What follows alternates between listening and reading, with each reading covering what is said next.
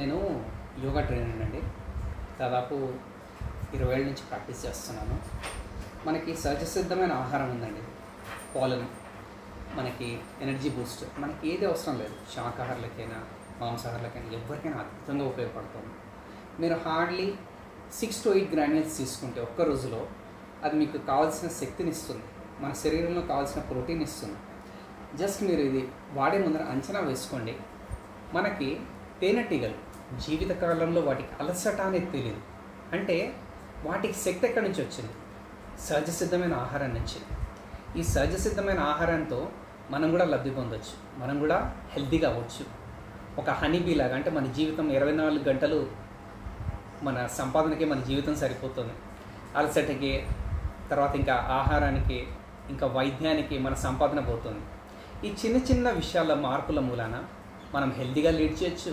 మన ఇంటి వాళ్ళకి అందరికీ ఉపయోగపడుతుంది.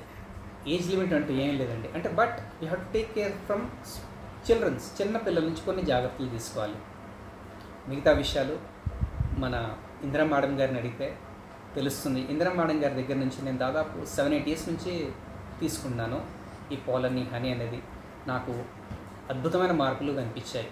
సో మనం అందరము బాగుపడదాం, ఒక హెల్దీ సమాజాన్ని నిర్మిద్దాం, హెల్దీ కంట్రీని మనము చేసుకుందాం. జై భారత్.